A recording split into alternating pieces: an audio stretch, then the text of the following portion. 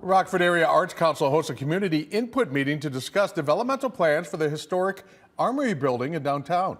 The community learned about the initial plans for the Armory building set to be developed as a cultural center and affordable studio space. The Arts Council will focus on the environmental cleanup of the Armory building that will take up to nearly 2 years to complete. Arts Council and pledge partners will develop an investment plan to fully fund the redevelopment project. I think there's real excitement around the Armory in particular. I think there's a fever for this redevelopment that's been happening with the Embassy Suites and then Barbara Coleman and all the work that Justin Fern does with Urban Equity to really revitalize and breathe life into these beautiful old spaces.